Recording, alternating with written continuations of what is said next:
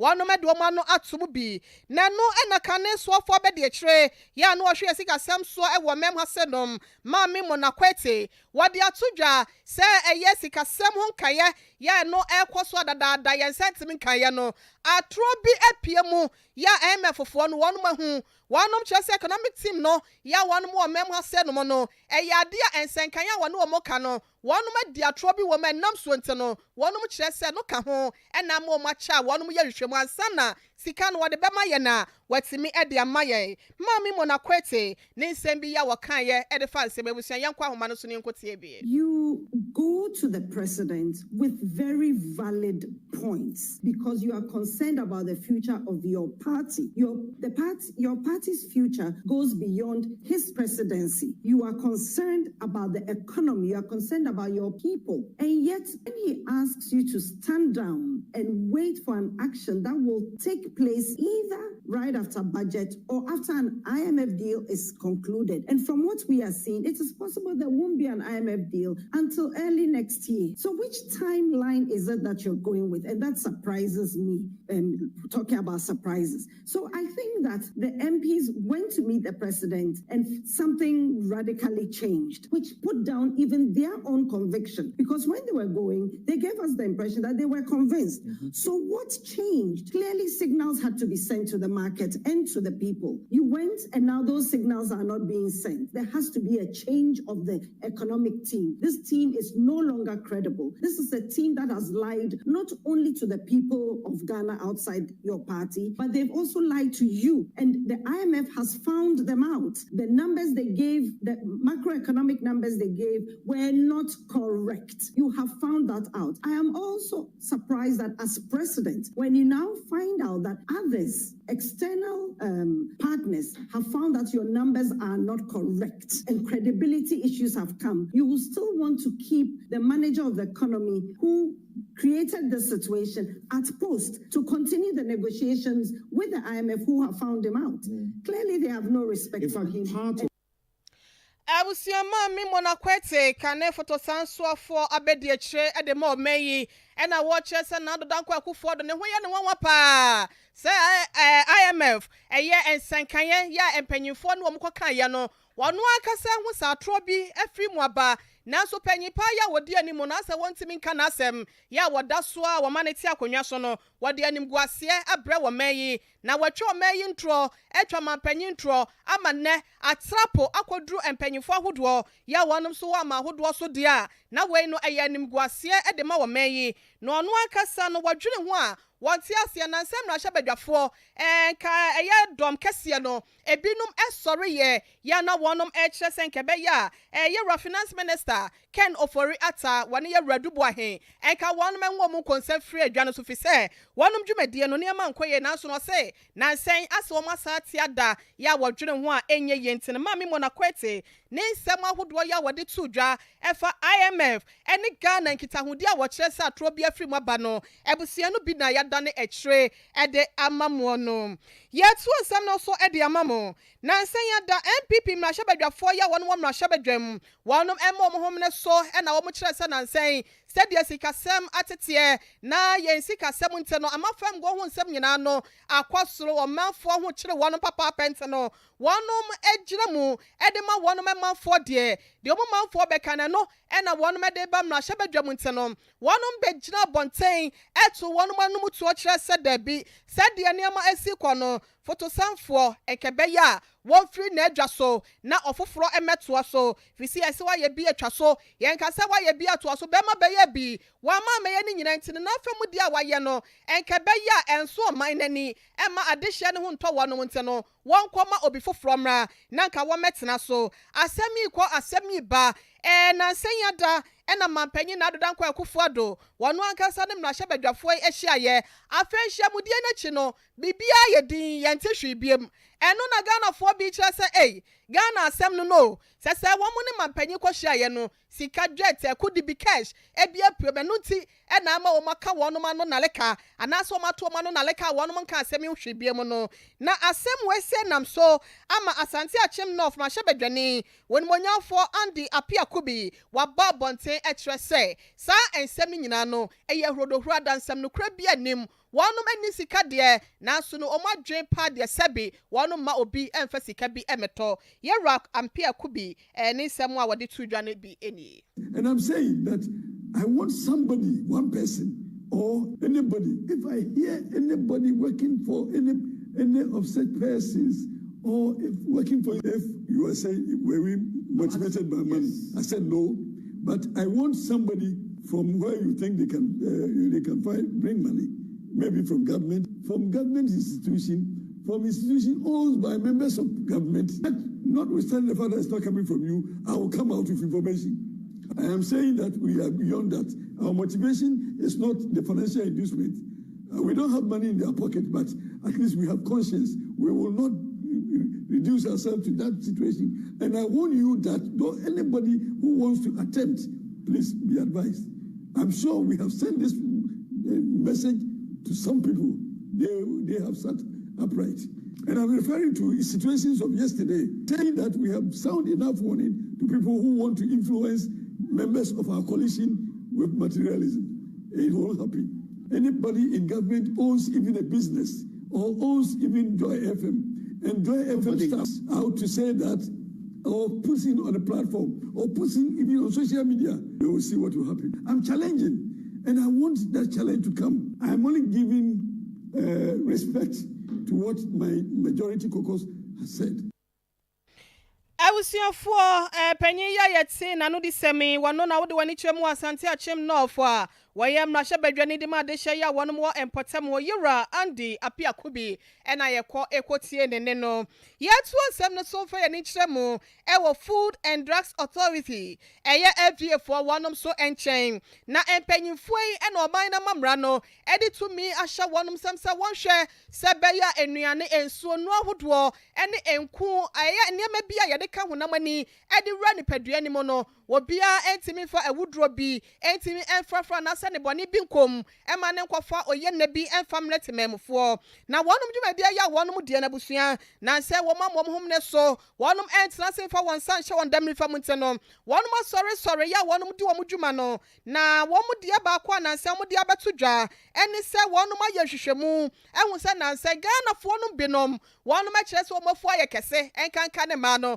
obi wo ha wasema aye kese dodo eni ebe ma ne se mafu eya te agusabi ma ya se enu nti obehu no akwa pendro bi ne bo den ne nyina ne se wono se be ya ne so bete ama na fu aye te se mo brodo ntwa no so no eso etimi ate e de ama no na wei e na FDA fo kyeremu a ebusuafo kokobonsem e na wonum e de mamo se senro no ya de mo mamani ada ho efise nipa bi enam kwati kwan so de nuo bi e ma amafo no mo a wosinsunsuanso ya de bebra wonom no enye sunsuanso papa na emu ba ko ya wonom apodin ene Ascot diet weight wase wom product ya wonom de aba no eye Ascot diet clinic for ene yesa edro we say ena wo kire se nya de wonom register wo FDA wonom akache no ti no FDA for enfa won stamp nsi so eno ti wo bia wo be yisu bia na so de bi be di dwuma no wan hwe ya abahu na wo takirema na ehunu e wonum wo minimu na eyekuro wanum na eyekuro afa wo be hu kura na wo home no enhyeda ensisi so wona mo na wutite wo ho te se de sabi ko de se ene mapole atiagu so no na wonum agina so e de afutuo e de magana fo nyina se bibi biara na se dro biara wonum de bekọ wonum hu na mani ana se wonum de dudwuma se wo ma won so atene ade no ebusua wase ya mama mani na ho won hwe ya na ekire no yese ye kwakọ bra won so no na yeso empafe wo kwakọ pe edro e de ate wo kese so enwie kire no ebusua na bia ba mawo wona pakan e be for de chedeche e de wakọ ense do nti wei eye kokobonsem ya FD empanyifo wonom so eto e de ama eye Ghana fo nyina abusua ye dane ekire e de amamu no Masugu so mutie no nsiabrem kasebo ewo Sompa 93.1 Kumase, Sompa 98.9 ehwo so orekodo wo ho amanfo ya wonom ewo potem wo bono ahafo ene bono epoye fam nyina so no wonom etimi atibi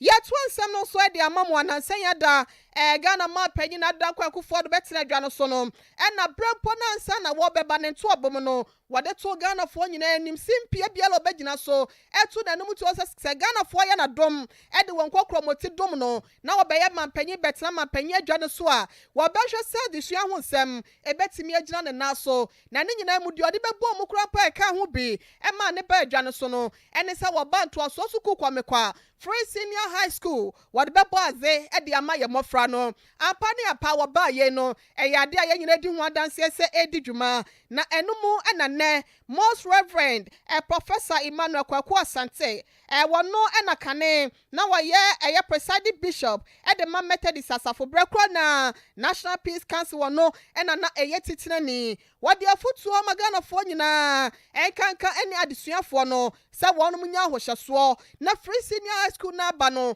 won fa won ho nhyambi na wontimi emmoa se be ya won so na adesua ho nsem no ebekoye di ama won ma ho fa so pewa no won so dachi bi won sa etimi aka ede afri so panyi di nsem wase nyina tudwa ene dai ewo ekropon wa brana osai to Senior High School abrempon wonom afidi daye toso adua watwemiensa 83rd anniversary na wonom ebedient no pa ho toma namso Most Reverend wode animonyam ekote adwumade na chia wonamso ntino wode ensem wese etudwa ade efesa akwanya ana ye kan say opportunity no de share ade yeah time no you be na no we school or typical secondary school parents grant me found and you say and Ghana banya success bia obewie de yama na senior secondary school na when your opportunity no aba you discipline what the be your ho asua o da chinti is say discipline ni bibi mu a bibi no a wo ya ebe what this year one fa ntie am fensua unuru baby ya eno ntina ne ye ka kire mo fra ne ya fasa team no say ehia eno ne panacea eno ne dia yebetimi de abokwan amampuntu ni nkoso aba mo fra no se nkoda bebre ba be hia say ya akola ba ko pe betimi de na no ase nkoda ne nyana na gire so yesi ya wono ye god ba ne ye ka chon se ne din no wo mo fensua de Most Reverend Professor Emmanuel Kwaku Asante ena yete ne nkene no achi odwumade na se no ena de obeye titinani edema wonom eye lawyer Dr. Williams Kusi wono so ekwo suku ewo abrempon no ntino wono so ejina so ede adesrodie bi edema aban ni sei ne ya ko school na obi wie school antiti o wono tun se o suro bi wonu o wodo bi wonu mamman but the name no edi ho asante se that is nyina ni hobi na ye bisa ho se den na mane ba e titia e de ma nkura no school afi no manyi edi shemu a chere se niema na na nke ye volume se afiti ni pa akoma mane to ni man na ye free education curriculum ano na e create that problem edi afọ ahopopo anko ansankofa ni ejai ni ekoso ye de ya very shortly the be won society a we are to them we are to wa ko school of upon one year there's no actually care down for speaker what did humiliation is since obey am aso man ni bottom and the man or ne e san Tiffany Galamsa ye kan wa temo ndo ba roba body say indicate what conscience about the people Lawyer Kusi anu disem echi ena headmaster ya wano so ewa eyesuko mu ho Yera Joseph Opokusian wano so ede kakra etu aso obofa abrempon a ewo say to all students as o say to school mu nyina no ya mesra ne se wa beti enka wo radio so no ya kan ho abom ena eye se ye hwese yi school no a ye ba mu nje ye be ma school no ebede ne begina na so intimi enkura school no inti all students obi ofa mu ha bia no o kakra wa bia obitime dia bo bia no ye de bo a ye se be school betimi apagya je se obotime si clinical je se agyen sem all students association na ankasa so sai gina no so Yes, you see bungalow. A year 2 separate bungalows. Yes, say it may be yes to see the Maya church therefore. Ye never be brave school her. Send me a bay at the school no. It be a dinner. Na a man who are high no. Na headmaster for woman so what to a money teacher for. Yes, sir. Ye me and more. Most of for me, eh? Nti ye bri yen o say to tuition na de yes say mo an say be an it's a school Yɛwura Joseph Opokusia abusuafo wɔno ɛna sukuu no wɔnom a wɔn akɔ bi dada no wɔn ka bɔ mu kuo wɔyɛ national president ɛde ma wɔnom ne deɛ ne ekoti afɛ yɛn kɔ yɛkyi na headmaster ɛde ma ɔsɛdutu abrempɔ for Dr. Asariebo a wɔno nso ne deɛ kakra ya wɔde to aban anim. Ɛna dwumadie ne koraa no agye me so sɛ wohwɛ mmerɛ tia wapɛ ɛna yɛde hyehyɛ saa nneɛma na so ne nyame ɛsa wɔ mu nti biribiara no ɛyɛ kama deɛ yɛyɛ kaa ne sɛ me ne me board me ne me management me ne me staff me ne me school for yɛde obi biara ase na deɛ wɔyɛ anim no ɛna dɔɔso yɛda ase na yɛsrɛ wohwɛ deɛ yɛyɛ wokɔ hɔ bi kɔhwɛ ɛti wɔayi agu clinic awie clinic no nyɛ sɛ dan no na ɛyɛ ɔmo fɛ so ɔmo asie ɛwɔ sɛ clinic no tumi yɛ adwuma yɛtu yɛn sɛ afrɛ obi a ɔfa a wɔsɛ tutu biara sɛ wo nso bra na bɛyi bi ma na ɛtumi ma school no ɛnkɔ school no ɛhia nneɛma bebree ɛnɛ aban ɛyɛ nneɛma ahodoɔ bebree nanso no sɛ nyɛ school yɛ nka nnɛ baabi a wadu no sɛbe nka wondo nti mefa saa kwanya nso ahobraseɛ mu ato me nsa afrɛ ɔsumadi biara wie ha biara Kyerɛkyerɛfoɔ panyin ya wɔno ɛwɔ ɛyɛ Ɔsɛtutu Senior High School Dr. Asariebo a wɔno ne deɛ ɛna yɛkɔ ekotie no yɛnto ɔsɛm no so mfama mo na yɛfa yɛni nkyerɛ mu ɛwɔ ɛyɛ HIV AIDS ɛyɛ yadeɛ ɛnso ɛkakye na yɛka ne sempo ɛna yɛyɛ abusua yadeɛ na nsɛn amanfoɔ ato na gyegye mu amanfoɔ ɛma wɔn rɛfu sɛ nokora pɔte aseɛ ɛsansa ahokyerɛ ɛne ɛyɛ dadwe ahodoɔ ne nti no ɛma ɔmanfoɔ no mu yɛ bibia na HIV AIDS no wɔn ma bɔ ne bɔngalate de ato akyerɛ kora nka wɔn adwendwen ho nanso mpanyinfoɔ yɛ wɔn so wɔ apɔmuden ho nimdeɛ akyerɛ mu sɛ yadeɛ wɔte ase yɛ wɔn kɔ baabi a wɔde dwuma ɛwurawura amanfoɔ mogya mu yɛ wɔtwe nipa dodoɔ na akɔnseɛ do ɛno nti aka ho bi ama ɛyɛ panyin paa yɛ wɔn Ministry of Education Innovation Africa wɔn ɛna ɛda no yɛwura Bekle Moses wɔde ato dwa akyerɛ sɛ ɛyɛ sɛ obiara ɛhwɛ ne ho yie ɛwɔ saa yadeɛ yi ho na yɛbɔ ɛyɛ dawuro ɛkyerɛkyerɛ abansa sɛ bɛyɛ a wɔn so no obenya ho sua ho ne nimdeɛ ɛne akwanya na wɔnom so gyina baabi a wɔtumi akyerɛkyerɛ ɛde akyerɛ afoforɔ yɛwura Moses ɛnsɛ bi a wɔka yɛ na busua yɛnkɔ na yɛnkɔ nkɔtie bi. The issue is that most of the time we are arguing say kasa about HIV then nkofu dwane from the topic but at the end say it has come to stay. We share numbers now the way numbers na no all the time the numbers keep increasing. Recently I who the surge which was more than half of the numbers that we are expecting a year. With that the rona the awareness is what is needed because nkofu bebre wo honoma omate but omo nim a lot of information about it. Omo nim nyama bebre in fa ho. See especially school for no the only thing is say stay away from sex because Omaba school said that they want to do something in future. Menka say HIV is something that will become a hindrance when you get it. But ube here say ube stay away as a young person because most of the time it is the stigma that kills even before the virus will kill you. So as students, students say and stay away from sex as much as possible. As I say and stay away from sex they should use condoms so that reducing numbers. Yes, true because you call one of the communities, the person was like, "Oh no, they and also say we who na it is better saying the obabeya obe say we nyabi." And so it is like the fear is still there. And right now, the only thing that I have to do is to make the awareness strong. We have to create more awareness. But see, man, who say unya a draw obe no ma ebe brem one say obe time live you life obe bibia obia oyensu say bi ni ma. You say anyame ado ye won draw ho no ma obe no ma ebebo ho ban say the be ya unya oni obi kodi nkita nkra unya because first no adwene won say unya obewu and that mentality is still there until now say your body run say draba no ma be den obetena Alright, Beklo Moses wade and some way said to ja wabra Abronoma Foundation wanum ni ekon kaya bia wanum shabanse wanum do mani chem ogoka ene Suma Senior High School ye no ewo buno mantem anasa bropo ye mantem na wanum ekwa kyerɛkyerɛ HIV AIDS ho ensem ne adesua de de kyerɛ adesuafo ya wanum so mpatam ho na wanam so a wode ensemi etu dwa ebusua yentu fa na yemfiri potam ho emfa ye ni enkyeremu ewo ekonfi ejakwa owia DA Basic School ya no ewo ho na arahosam ya no efiri ho eba kyerɛ sɛ kyerɛkyerɛfo panyin ya wono eda sukuu yi anom Yera Louis Aban eyade sukuu ni mu wo ba ye ebedi head teacher no wasram panyimfo anse agyanan bia ebi ni sukuu mu ho enti nka bɛyɛ abusuafo panyimfo no wonom ɛwɔ agyanan bia ho ensam ho nanso no ayɛ hebuada wonom abomi filter duku na de akyerɛ sukuufo yi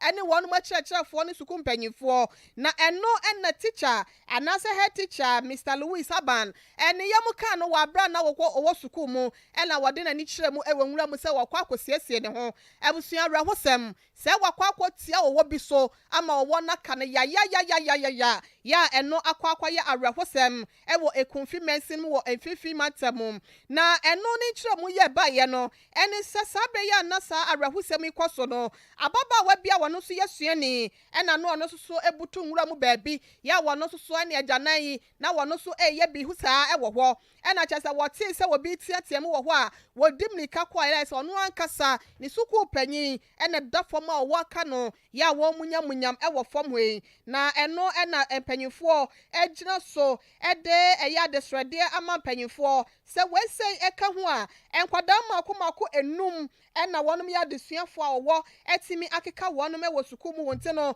ma wonom enhwansa ema wo bi entina nanom siedo ewo agyanan bia ho ansana wonom abesi bi di ama wonom wei eya arahosem ti wo sempanyifo se animu ya ekonfi mensin mu ye no ewo emfifi matemu ekonfi ejakwa ewuya DA Basic School no wonom ni agyanan biente no wonom enye wonom adomti empanyifo we de madawro mamonya adom se de beya enkwada no so no wobenya agyanan bia na we okwa akwakyera de na okwa akwohyiehia wo ama na keka wonom sa ne de a na akwa ye arahosem wo asem sebe na eno so ede eno no ebusia yenko ahoma no so na ye ne president the Magana Drunkers Association ye Ramosis Oya dodo na friend dry bone enkwatwetwe enkomo emfa nansen wonom so ekuo no entrene boy ya wonom abosa wa hwe ya ensakora no enya ade a wonom ebenum bi fi se ne ememu aye bibie wo hode amom yenko ahoma no so na ono akasa ento nanum tuo enkyere ye dry bone wote yenka ye mo adwo ebusia ye tuatu ahoma no na ya hwese ye nsabeka dry bone wono president de ma wonom enom nsa wonom enkabom koyi no so ewo omem hasenom na ye misane se nansen omo se wanhwe ye a wonom enom nsa biem ewo omem hasenom efise eniema boa ye den ensa boa ye den wonom kwa wonom entimi entonte no wonom ehwe nanka wonom aboycott sa ensanom na we ebasa na wonom omutonsa no so no ayese kabi na wonom eboye toato ahoma na hwe si ebenya dry bone president the Magana Drunkers Association no nanka ye no atwetwe enkomo de afasa ensem we say eho na yensan nyanka ne de na yensra mo se Sompa chede Sompa Foundation no kwaso na sabe ya ye kase no yesi oni biefo wonom asem oya ye kwoblo nyamu edien ena wo ye edi aboase beya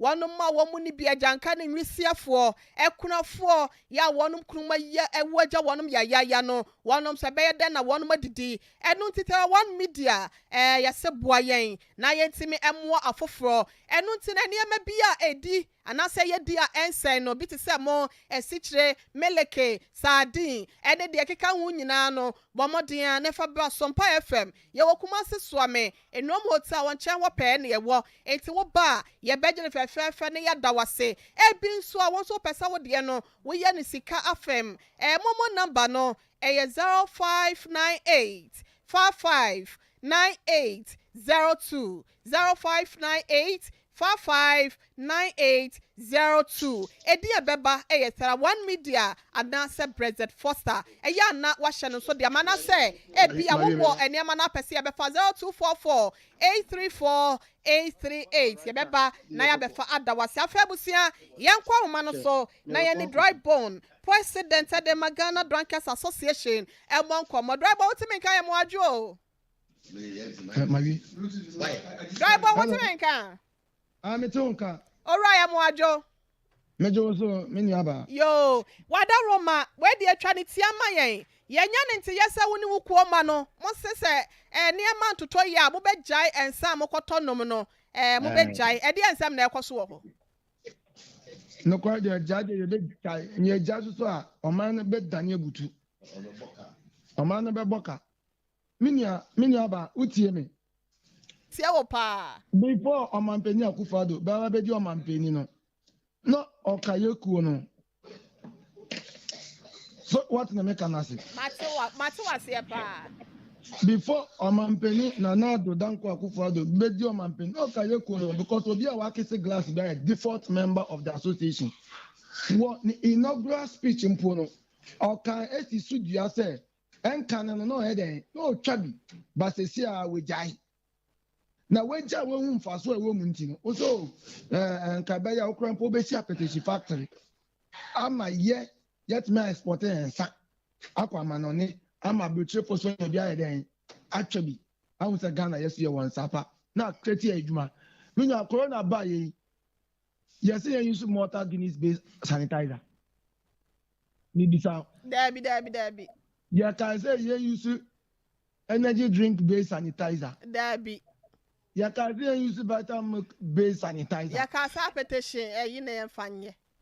Thank you minya ba nti se ade ye ti mebua afight ya wie akuku dam se a den na esi ho kwan se aban ne be boa ma ya se mo kina na ye ti mi create employment adi bi akwa manane na abotire for so nse Ghana yeso ye won sapa kakra ye be react ya di ni so short so a ya san tuma na ye tum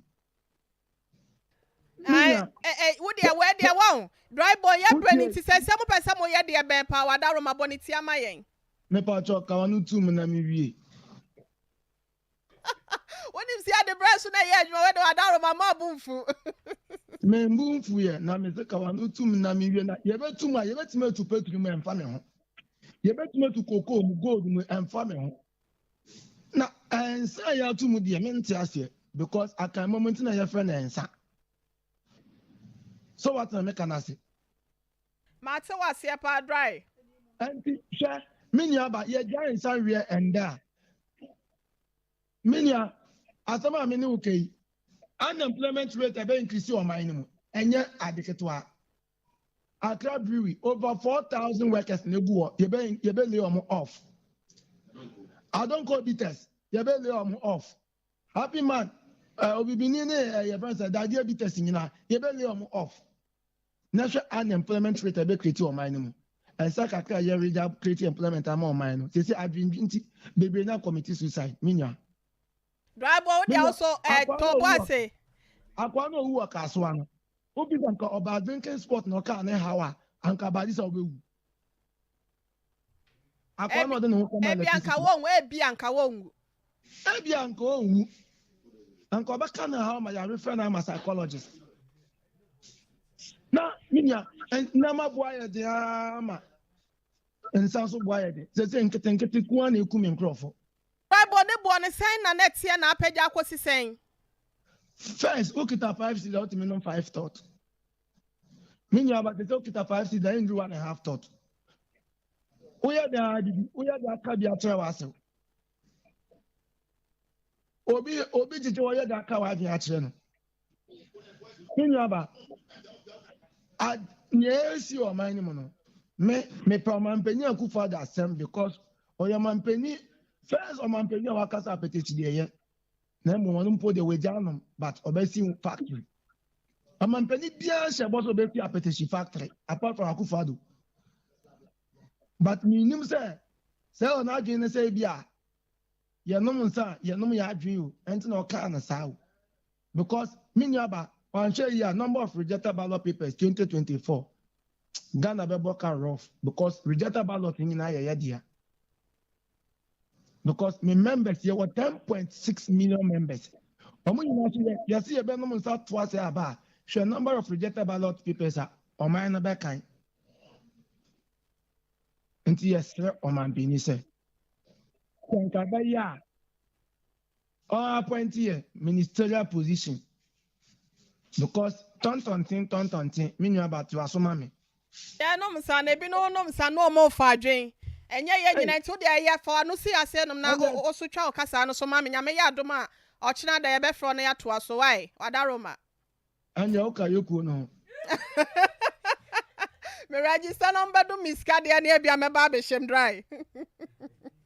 I was here for a dry bone or no a president Edema Ghana Drunkers Association and I know a bon common sense subway dintino. I bind one share and ya won't be and fama one mabusia. I'll send nominate 7 in your DSCA, Kukua Veronica Jando, and one on that time for the energy chimney from Adema ye. Knee screening in our boy, Yenu Abema Yaboa, my one also joint, ya one also a boy, then the Sompa 98.9 Sinyane, a Quenya Quabron more chaminimo, CA Rex, and one more Kenyan so, a year one of my family dear, and a Cassie, a timmy a bed down wall, baby, I will be a. Yada mwase ma money tia kronto ohene yire maame akua yebo asiama me na meje nsem ne nyina wa bra yewra asante yebo Benedict so na eso ede ma me amenso me de ma no ebegu ho asew ede ema mo ye sore so ama me man tidwumedie ene na nado yeso akokulu eye MPC no ya chese yewra Keno Foriata onwoni nkonsa wase wanwo no ye nua ya obo ama oni abenfo na animdifo e ba be bobo ensemi ho